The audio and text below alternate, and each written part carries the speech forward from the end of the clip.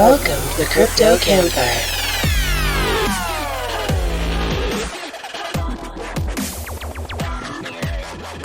They're not exactly lost in thought, more just lost. Mitch and the Professor. Featuring special guest, Amy Silverman.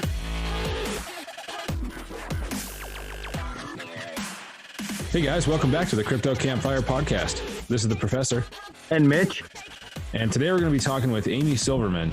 Amy is a real estate investor and consultant and is interested in talking about how Bitcoin can play a part in the real estate market. So before we start talking to Amy, let's grab the crypto news from the Crypto Gent. Thanks, Professor. Hello, Crypto Campfire listeners, and welcome to the cryptocurrency news in a flash with the Crypto Gent. Weak hands are out, says Brandt. The trader who called $20,000 Bitcoin top has called the Bitcoin bottom. Peter Schiff has lost his Bitcoin, and he claims owning crypto was a bad idea. And there's a clampdown in good old Blighty, as the taxman is after all crypto profiteers. That's the cryptocurrency news in a flash with the Crypto Gent, and it's back to you, Professor. Thanks a lot, Crypto Gent. So Mitch, I heard you've been scraping snow off your roof this morning. Yeah. I got a steel roof on my barn, and when I built it, I didn't put that insulating vapor barrier between the framing and the steel roof. So in the wintertime, now that I'm heating it, I get ice damming a lot, and it starts leaking in the barn. So I got to kind of keep the roof clear so that it doesn't do that. And yeah, we had a lot of snow. This winter just caught me totally off guard. No. Yeah, you're not kidding. I was not ready for winter either. You know, no. It's like between having two trips for crypto conferences back to back right before the first snowfall, and then technically we got snow in September, but the first big snowfall just really stacked up and got me behind schedule on just about everything. So I'm right there with you. But that's all right. We get through it, right? We just have to keep things in perspective is all. Realistically, real world winter means crypto summer, right? God, I hope so. Bull run right around the corner, I hope. And right, buy moon tickets next year. We'll be colonizing Mars the year out. Yeah. Don't wake me up. I think we're dreaming. Oh yeah, I'll pinch you. Don't worry. All right. Well, I'm interested in hearing more. Speaking about colonizing Mars, maybe we could talk about the real estate world there in the next 20 or 30 years. But for now, Amy, welcome to the show. Hi, thanks for having me. Yeah, it's good to have you here. Sorry for having to start a little bit late this morning. It's been kind of a crazy morning, but not a problem. We like talking to people from different industries because it always offers a unique perspective on how people perceive crypto. Before we get into that realm, we always try to get a background on the guest. So do you want to let us know a little bit about how you got into crypto? First off, how you heard about it and what you did before it. Yeah, definitely. So I've been investing in real estate for about 13 years. So that's, one of the main things I was doing before it. But I also was just working a normal desk job and all of those, regular adult life things. And honestly, I mainly discovered it on Twitter.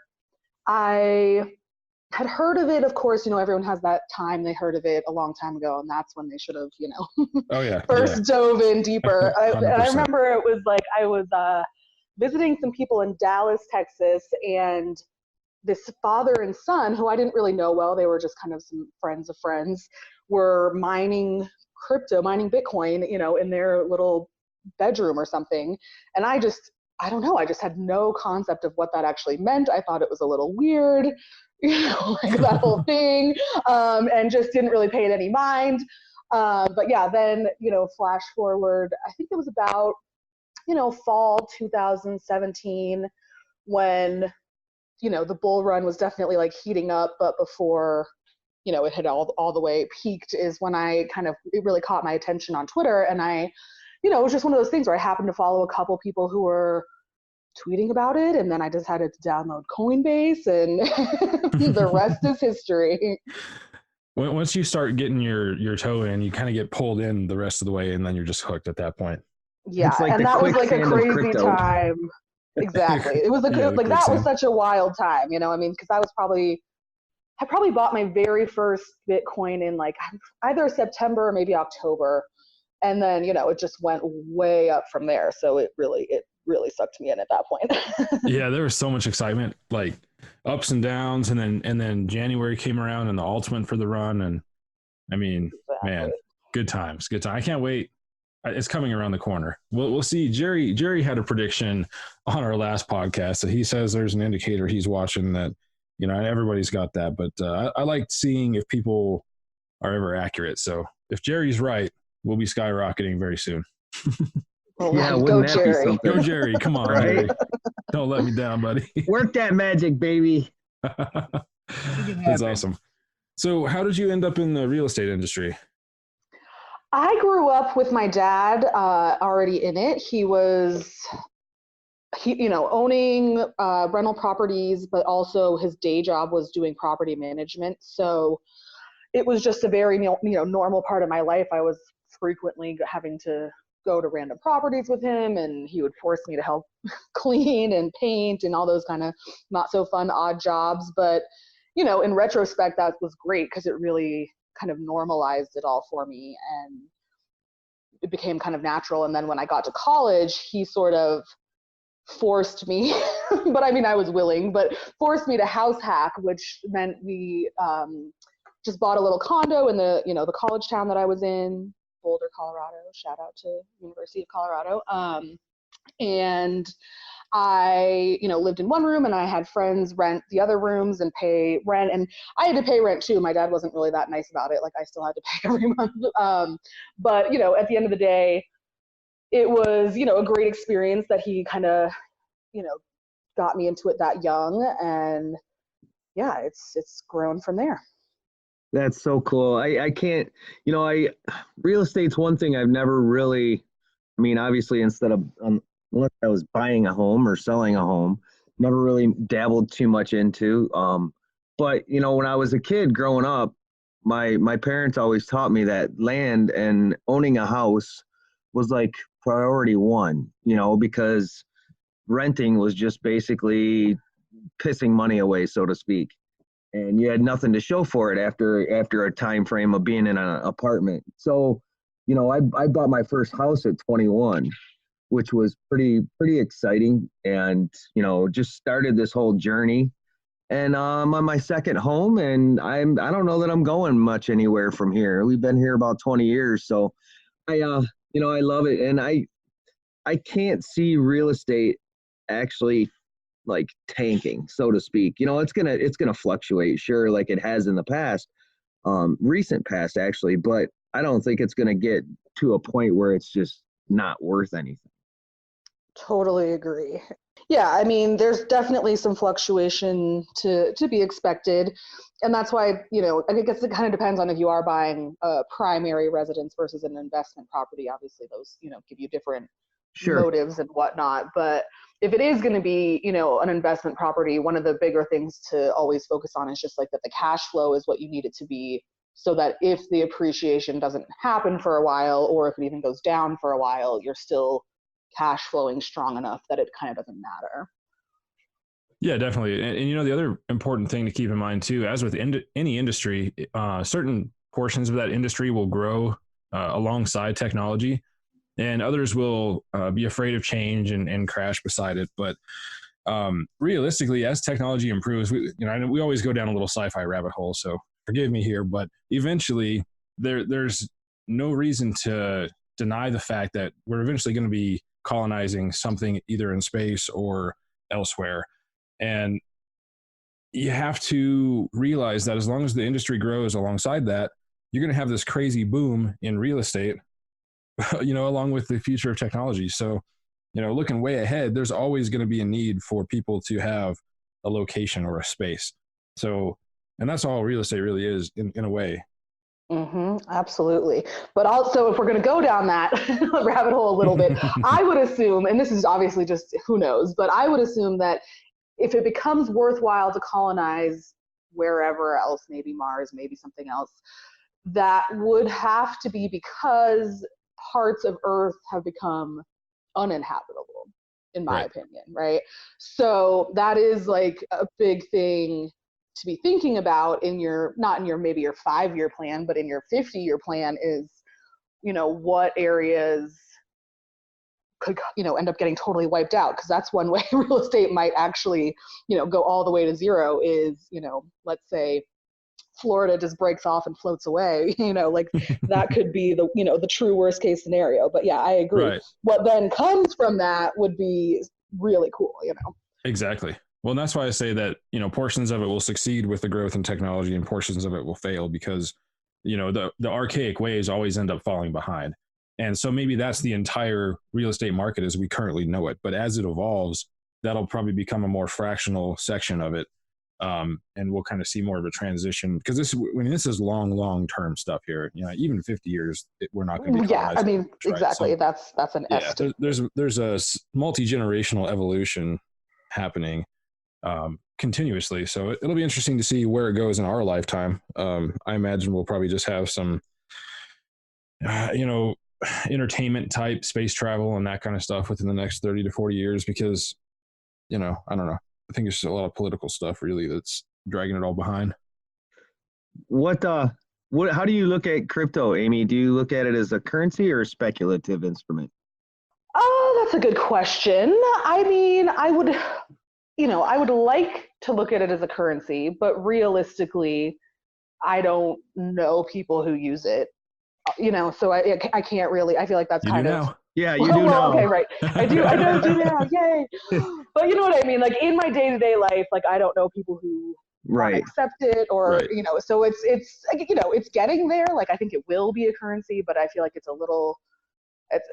Using that term right now is like a little generous. But that's definitely. I would like for it to be. I am so sick of banks and our current system. Like it solves so many problems that that's the goal for sure. We get on this topic often, and I think my biggest argument is that if we don't start using it as a currency, how can that evolution actually take place? I understand there's a lot of things that need to happen to make it like massively adopted and widely used. But even in the small chunks that we currently use it as, I mean, like I use it to pay for airfare, and I'm hopefully in the near future we can use it to pay for Airbnbs. We'll be able to use it to pay for Ubers. I mean, we can already go to a dealership and pay for a car or pay for services for that car in cryptocurrency. We can shop several places online and pay with cryptocurrency. There's certain bars in the Northeast, thanks to Johnny Litecoin and a bunch of different establishments that now take it as a form of payment because it is a currency. And you can actually buy homes with Bitcoin too. There are actually places accepting Bitcoin, people accepting Bitcoin, et cetera. So everybody says, it's too early for that. But you know what? And nothing ever starts until it starts.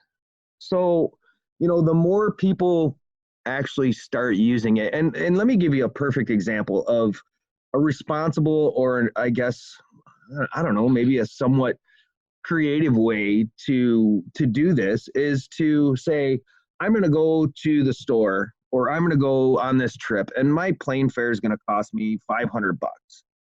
And I'm going to take that $500 out of my bank account and spend it to buy that plane ticket.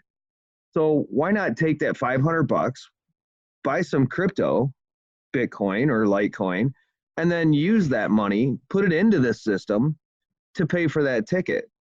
So you're not really spending something that you're saving, but you're spending something you would spend anyways. You're just doing it with an added step of a cryptocurrency form, but then in turn puts it into this ecosystem that actually starts to evolve.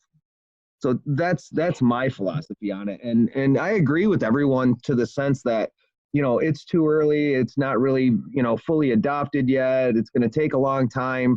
But I think that time period can be shrunk with more people using it. I totally agree. I think, especially the way you said it in the beginning, like we have to demand it, and demand it from ourselves, but also from other people to make it happen. So like you mentioned, like there are people buying and selling, real estate using Bitcoin, and that can increase. We just all need to demand it, especially when you're the one selling a property. That's kind of when you have the most leverage, and you can kind of demand that you get paid or at least accept offers in crypto. Sure. And you know what I mean? So it's like, that's, you know, if that's something you're really wanting to push, not you specifically, just you, anybody who's listening, like, then that's, you know, a really good way to do it is by just sort of demanding that when you control the sale. And, you know, that doesn't necessarily come up often, but if everyone does it, it will push this forward faster.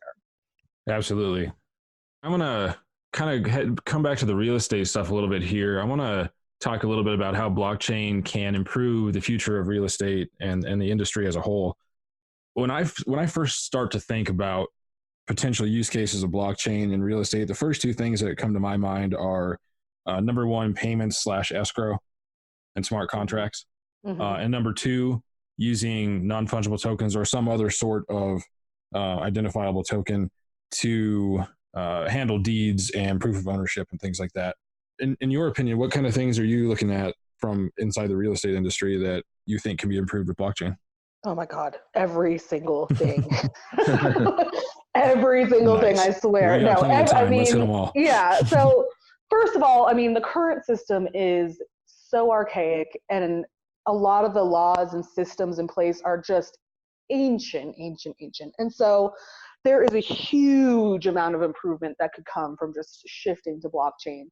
I mean, like you said, keeping, you know, the actual, like, you know, money and escrow transaction, obviously, I mean, that's a given.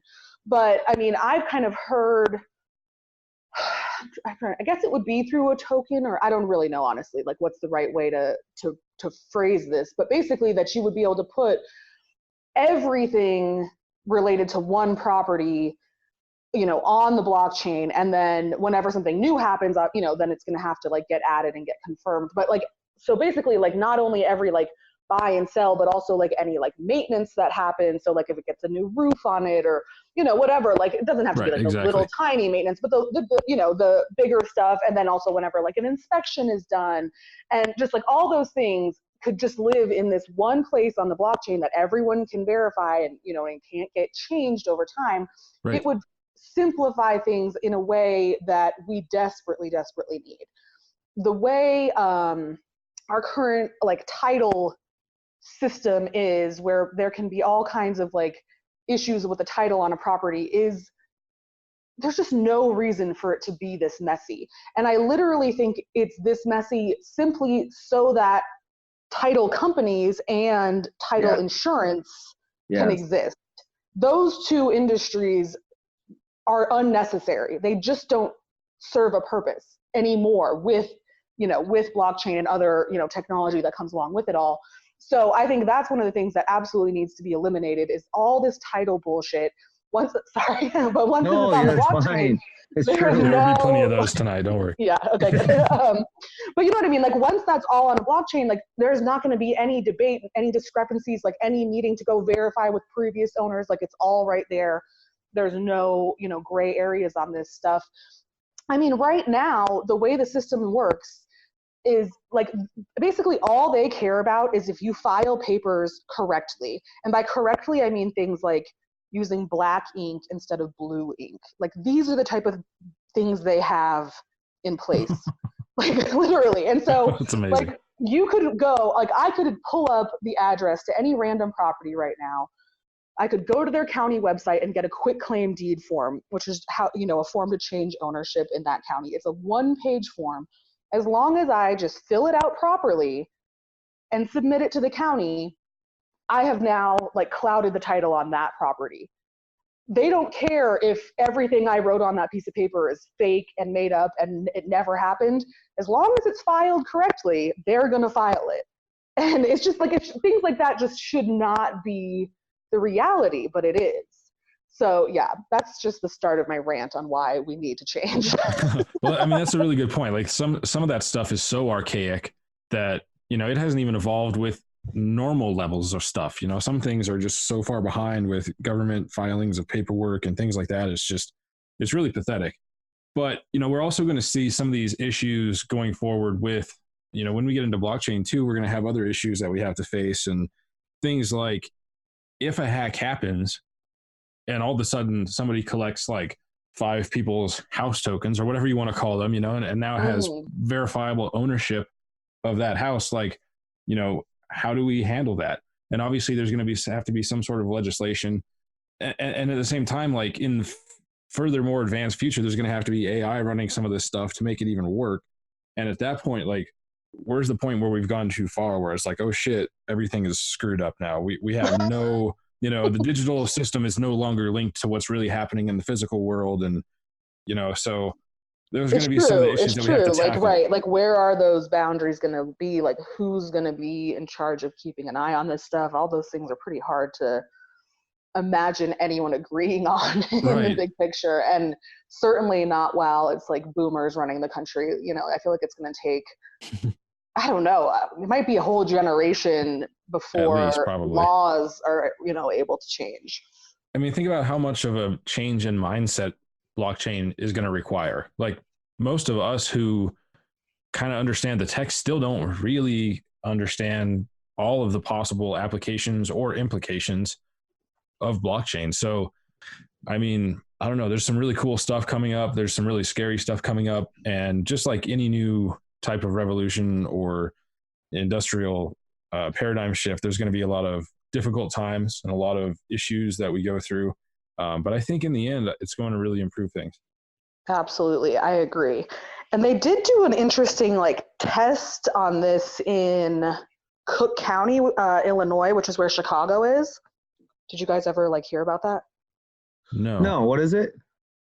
I think there was an actual name for this experiment, but I don't know what that is. But basically, they somehow talked the Cook County, office into letting them test some real estate transactions on a blockchain. So they actually did it, and I mean, overall, it went really well. Everything kind of flowed as great as you would expect, except that all the issues lie in the fact that our current laws, the way they're written, just don't allow for it. And so as we just said, I mean, getting those laws changed is going to be, a really difficult process. But it was cool that they were at least just willing to test it and, have that experiment. And I would hope maybe we can start seeing more, areas try testing things like that, because that's going to be another huge step in just adoption and working out all these issues. We got to figure it out somehow. So it's cool to see that some places are actually kind of starting to go down the road of testing things. But like you say, it's not happening enough. We need more of this real world kind of scenarios to try and see what issues are going to come up. What about the payment side of real estate and crypto for that? Do you see any issues with that, or do you think that's almost just ready to go? No, I mean, I guess, the only thing is just that so many people don't, just the example you gave of if you're, buying a plane ticket, you just take that $500, put it into Litecoin, and then buy it with Litecoin.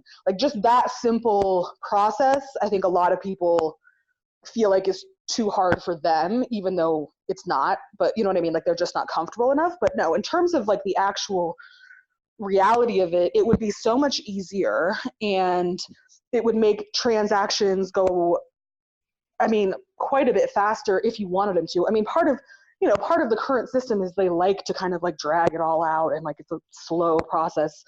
And for me personally, that drives me crazy. But there's also tons of, people who are already just out here buying and selling in cash, trying to, close quickly, move fast. For all of those people, this would make it so that you, like I said, you could kind of eliminate all the title people in the middle, and you guys could just do that transaction, between the two of you, and make it, as fast as you want it, basically. Well, yeah, you take out all that time from the bank, that, what is it, 7 to 10 day hold, and, on a large check of that sort, and just all the paperwork that they have to do. I mean, we have become, for as, logically competent country or world that we're trying to become, when it comes to resources, but yet we still have shit done in triplicate on paper. I mean, and all the ads, yeah, exactly. And all the ads that get stuffed into my damn mailbox every day. It's really, they're still trying to reach people in this archaic fashion, but still wasting, I highly doubt it's all recycled paper. But just, I don't know. I just think that it can, you look at a law, for example, a law that's actually printed out on paper. How thick would that be? And how often do they do that? It's so stupid. Totally, I agree. I think technology, we're just, I guess we're such creatures of habit that it's hard for anybody to change those habits, and get into this technological world that we're in. I mean, there's still people out there that have dialing phones in their house. I mean, landlines. It's like, why? Well, I got rid of my landline years ago. I'm like, why am I paying for this every month? For what? So I think it's just that. I think we're creatures of habit, and it's hard. Change is never easy, and I don't care if it's change for the better or change for the worse. It doesn't matter. Change is change, and it's never easy to do. Yeah, that's exactly what it seems like. And yeah, it's going to be a process, but I really do think, things like, I don't know, electing more young people who understand this stuff is going to really make a big difference. And if that doesn't happen, like, that's going to make it take that much longer. But even on just local levels, like, not even just like the president, like, just, we need to have people working in our county offices that can, like, understand these concepts and that they're worth, like, pushing forward on. Right. Well, I think as everything matures, as time goes on, we will start to see a lot of the older stuff phased out. But, okay, so you made a point about it just being too difficult for someone to say, all right, I'm going to go buy some crypto and then buy a plane ticket with it or use it for this because I'm going to spend it anyways. You know what? When was the last time that an evolution or that a revolution or a movement was easy? When was the last time that changing the status quo was easy? I don't think it ever has been.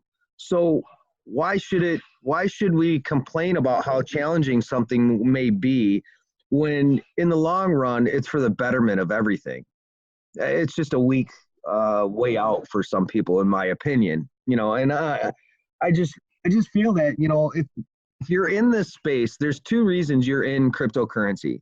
One reason is the money, and the other reason is the tech / the movement, right? To me, it's the tech movement, the movement for freedom, the spreading of positivity throughout the world and changing views of people is what this, to me, more so is about than the money side of it. So if you're in this for the money, kudos to you. But if you're in it for changing the world, it is not going to be easy. And anybody that thinks it's going to be an easy walk in the park is sadly mistaken. The challenges that we see today are nothing compared to what's coming in reality. To try and get rid of an old, archaic cash system that's corrupt and controlled, that in itself is going to be so challenging, and there's going to be so much that comes with it. Prepare yourselves. That's all I'm saying, because it's going to be a fight of many, not a fight of one. And because if it isn't a fight of many, it will not be won by us. So just something to think about.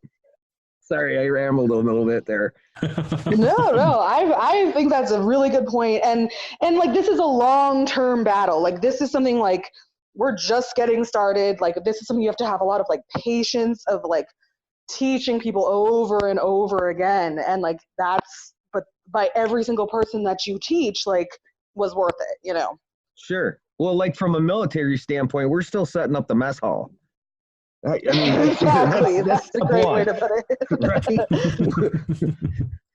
So it's going to be a fun movement, and you get out of it what you put into it. I think if you really believe in it and it's something that someone is passionate about, so much positivity can come into their lives because of it.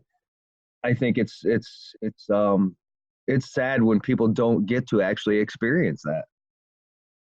It's not even Sunday, and I'm getting so damn philosophical. Damn it. Okay, Professor, ask a silly question. It's good for you. Let's go. You want a silly question? Okay.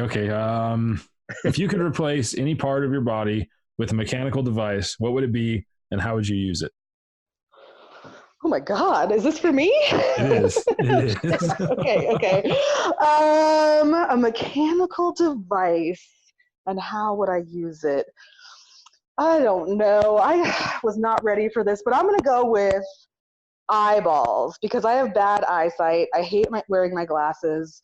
So if we're going to go all the way, I mean, maybe like I can get some x-ray vision and, some other upgrades, right? Nice. There you go. There's a good one. Yeah, what would you use it for, though? Oh, right. What would I use it for? I mean, everything. Looking through the walls to watch my badass kids. Exactly. That's the first thing I thought of. Don't have to get up to see what they're fighting about. Right. Yes, that sounds great. They would hate that so much. They would. Perfect. Although I feel like my wife already has that. It's like she can hear them yelling and know exactly what's happening because of how they're yelling. It's like, well, how the hell do you know this? Well, yeah, I would say I'm pretty much at that point too. Right. Yeah, it's that mom sense, I guess. Yeah, you just hear it enough. Yeah, So, you know exactly what it is. Let me ask you, Amy, have you been to any meetups or any social gatherings when it comes to cryptocurrencies? I have not. I must be honest with you. Partially just because my kids are pretty young and I don't really have a ton of free time for that kind of stuff. But also I just don't even really, the community of crypto people that I know are all online. I don't really have, in-person community, although that's kind of the point. I could make the effort and find plenty of people. I live in Denver. So yeah, I'm sure there's a huge community around here. I was just curious because it's something that, I started back in June. I went to my first meetup and it was in New Jersey. And there was 5 of us that got together. We rented a car and all drove out there together. And it was pretty awesome. And, it was my first one. And it just changed a lot of my perspectives on what I was doing this for. So I was just curious if it was something that was in your area, or if you're looking to maybe go to any conventions or if you're familiar with Bitcoin Ben at all or just stuff like that. I think it's a way when everybody's online and we're so tied up with technological age that we get attracted to a computer screen instead of an individual. And when you actually meet somebody face to face, have a cocktail with them, break bread, shake their hand, look them in the eye, it's a totally different experience that you get from that human interaction versus the fun we have on Twitter or other social medias. So if it's something that ever presents itself as an opportunity, I would strongly recommend it.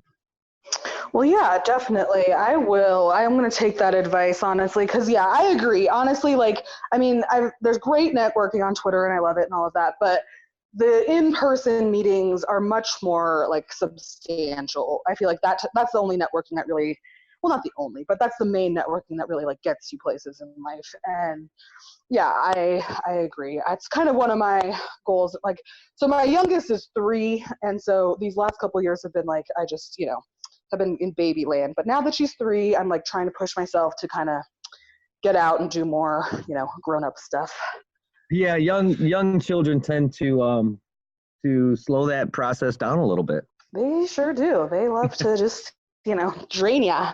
That's all right. It's fun though. It's fun. They definitely take up a lot of time, but yeah, every once in a while you gotta get out there. Yeah, just gotta get the babysitter. Make it happen, and yeah. Exactly.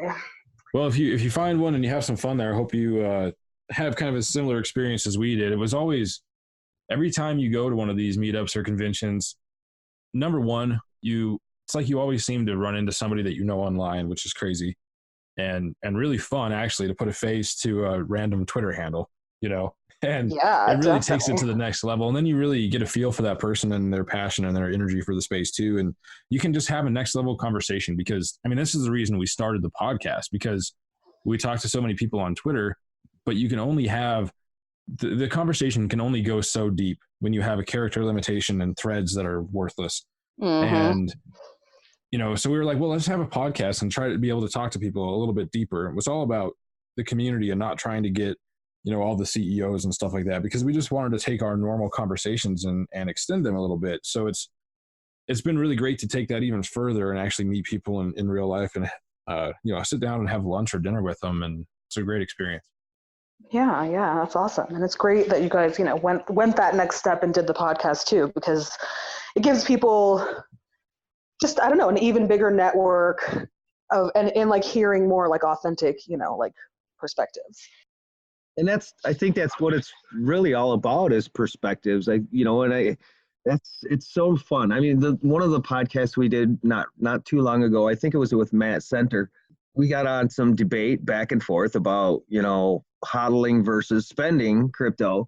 And, it's just fun. And I mean, we're both passionate all three of us are passionate individuals, and we have our strengths of belief. And for us to be able to accept that of the other and still open our minds to hearing the other points of view. And I think so many people lose sight of that in everyday, day-to-day life, is that it's not just, there's not one way to make something happen. There's multitudes of ways. So once we close our mind and say our way is the only way, I think we stop growing. And when we stop growing, we slowly fade away. And that's one of the beauties, I think, that this podcast brings in so many different facets, because it's comfortable, chill conversation. It's not way too technical, and it's something that the average person can listen to, get a good giggle out of on the way to work, and just take something positive from it. And I think that's to me what means the most about this. Yeah, I think it's really a great thing for people. And, there's plenty of people who are maybe, a little bit more introverted and don't necessarily like love having to do the back and forth of talking. But like, I know personally, I love listening to podcasts. I listen to podcasts like too much practically at this point, but it's like, it's just a great way to like still get that interaction while you're, doing other things in your day. Definitely. And sometimes you can get some interesting perspective on other things totally unrelated to crypto. Like, I understand that you once made deviled eggs and barbecued jackfruit, and should we not try that? Yeah, no, it was really good. I definitely recommend it. But you also, if jackfruit seems a little like whatever ambitious for you, just like shredded chicken or like pulled pork would accomplish the same thing. That was when I was on my like vegan kick, which is sort of ended. It just sort of ended. I would have a hard time with one of those. I would have a real hard time with that. I'm from Montana, so meat and potatoes are like a staple. Yeah. So just go with, your meat of choice. But it's a good combination. I liked the barbecue with the deviled egg. I don't know, it was good. Well, I've got some fresh elk in the freezer. I was thinking about making up some barbecue beef style elk and doing there's a local pizza company that does barbecue beef pizza, and it's really fucking good. So I was thinking about doing that with some elk. So if I've already got some shredded meat with some barbecue sauce on it, I guess I could whip together some deviled eggs and give it a go. Have you ever cooked a pizza on the barbecue, like a charcoal grill? Oh yeah, I got a Traeger, dude. It's amazing on the Traeger. Gives it that smoky flavor. Yeah, it's good shit. I like to take a couple pieces of actual hickory and put them in with my charcoal. Oh yeah, soak them up a little bit first to get them wet. Yeah, and just let that natural wood, actually cooking with wood and the charcoal really gives it that unique flavor. Amy, I'm kind of curious, how did our paths cross? How did you find us? Oh gosh, I don't know. I'm trying to remember this. Not that it wasn't very memorable. I'm sure it was very memorable, but no. I think it was just a quick interaction on Twitter. If I remember right, somebody, either they tagged us in a post where you were like asking about podcasts, or I think that's what it was, something along those lines. But I don't even know who made the connection or what, because I don't recall. But it was for a reason, I suppose. But right? exactly, our paths were aligned. Indeed. Okay, another one that believes in that. I love it, because there are no coincidences in life, and you don't run into people or meet people by happenstance. I don't believe. I think that we're all meant to cross paths at one point, and it's usually just the right point in our lives that actually helps to define a lot of different things. This whole space has really changed and evolved my mindset when it comes to that. I mean, just from a giving and caring perspective for other people, not looking at things so much from a self-centered perspective, but from a an everyone perspective, getting rid of the I or the me and thinking about we and us. I think that's a lot of things that I've actually grown in this space with, and I really appreciate having had that experience. It's been fun. Definitely. Yeah. I've learned that, I mean, every little networking thing leads to more, and you never know where it's going to go. But like you said, like it's all kind of meant to get you where you're going. And so I like to just, kind of be open to it all. And here we are. There you go. So Amy, one more question for you before we close out here. Have you ever used a crypto ATM? No, and I've never even seen one. I would love to. Like, if I see one, I'll definitely use it. But no, that is an unknown experience for me. Oh. Yeah, you definitely got to try it out. We so CoinFlip, our sponsor, they just became number one in the world as far as ATM placements. They've got like almost 300 or over 350 actually crypto ATMs out there. So that's pretty awesome. I would highly recommend checking out coinflip.tech. They've got a map right on the homepage. Just check it out and see if there's anything near you. I will do that. And if there is, go out and play with it and see what your experience is. And if there's any others in the area, try them out too and let us know kind of how they compare if you feel so inclined. But yeah, that's a good idea. And there's always opportunities to place ATM. So if you feel like that's something that you wanted to get in your area, you can reach out to us or JMac or CoinFlip and they actually pay people to place them, which is kind of cool. You don't actually have to rent the space or anything. So well, since we're on ATMs, and before we let Amy off the hook here, I'm going to share this experience from last night. I was heading out for the night and I stopped at this party store that's usually it's on my route to the expressway. Okay, every day I pass it. I stopped in there yesterday and I got something to drink, and I said to the guy, I says, hey, because I was walking out the door and I seen they had an ATM machine in there. I says, you think I could get the business card for the owner? And he goes, yeah, sure, no problem. He says, what's up? And I said, well, I'm just curious if you guys would be interested in putting in a Bitcoin ATM in this party store. And he said, seriously? I said, yeah. He goes, wow. He just said, can we actually take it as payment too? And I said, well, yeah, it's a currency. And we went back and forth, and he goes, I've been trying to get into crypto and all this stuff. He says, would you mind if I reach out to you and maybe you could kind of point me in the right direction? I said, absolutely, and I said, and I'd love to talk to the owner and see if he's interested in putting in this ATM, and I don't know, I think it'd be a win-win for everybody. And he goes, oh, that just sounds so cool to be able to start taking crypto for payments. He said, that would be neat. So, it's unless you ask, the question, or unless you ask the question, the answer is always no. And you never know until you ask. So it's fun to be on that side of this movement, right? To be on that side to say, hey, have you ever, or do you ever think of, and get people's reactions from it. So it was a fun experience, and I'm hoping that I get a chance to speak with that owner and actually get him a CoinFlip ATM set up in his party store. I think that would be really cool, because by us, there's not anything like that. I've not, Ann Arbor, yeah, but that's like the big city stuff. And this is a party store that everybody stops at on their way out or way in to our area. So, I think it'd be it's going to start, more people see Bitcoin ATM. They're either going to say, oh, cool, I can take out some crypto, or they're going to say, damn, let me get some of that, or what is it? So it's just another step towards bringing adoption. CoinFlip being on the forefront of that movement and actually having the lowest fees in the industry really sets a standard, in my opinion, for crypto ATMs and to be responsible within the industry as far as fees go. So that's a whole nother story and a whole nother podcast. Amy, thank you so much for joining us today. This was a lot of fun.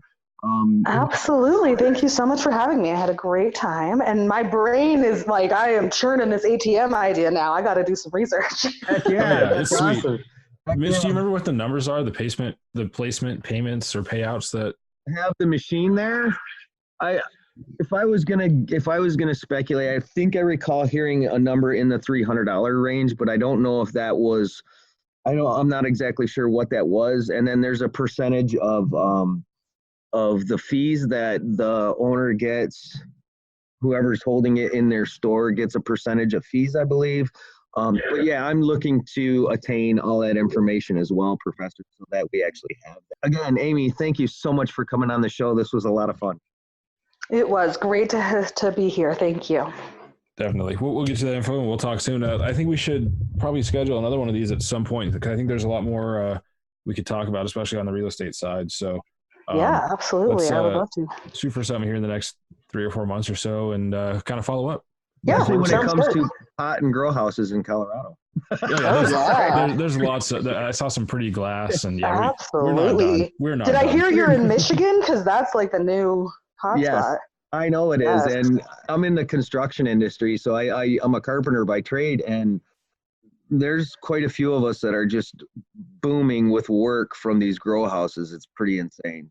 Nice. Wait, we need to talk privately because I have a lot of work in Michigan that I might need to. Do you really? Get your expertise on, yeah. See, no coincidences. No coincidences. Yep. That's right. All right. Well, I'll DM you. There you go. There you go. That sounds perfect. Look forward to it. Awesome. All right. Yeah. Well, thanks for talking with us. This was a good one. Thank you. Have a great day. You too. Dang, that was fun. I love it when the definition of no coincidences like materializes during a conversation. Like pure definition.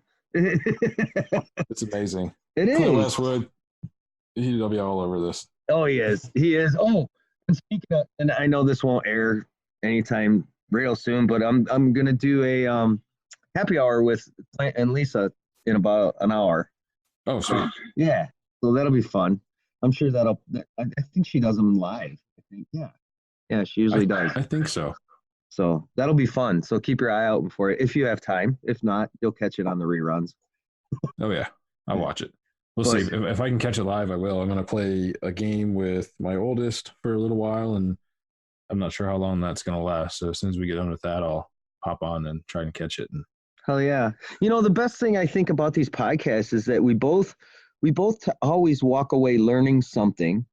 Yes. And a lot of times we end up sharing something with somebody that they've never heard of or they're not aware of, or change the mindset or change the thought process. I love it. I just love how that evolves. Yeah, it's amazing. This was a really good one. Saturday mornings are sometimes a little bit rough, but this one, before we started it, we were having a hard time with being awake, trying to function and make words and etc.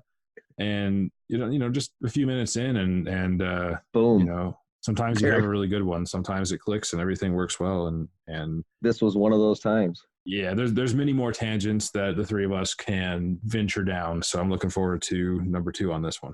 Heck yeah. She was a lot of fun. I really enjoyed the conversation for sure with her. And, I'm curious now to hear more about her real estate endeavors here in Michigan. Exactly. There should be some fun in that. Heck yeah. Sounds good to me. So until next time, guys, thanks for joining. We hope you enjoy the show. And as always, we keep doing this for you guys.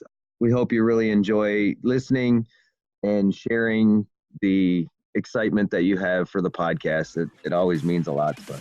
So until next time, you guys have a great day. We'll talk to you soon. Take it easy. Peace.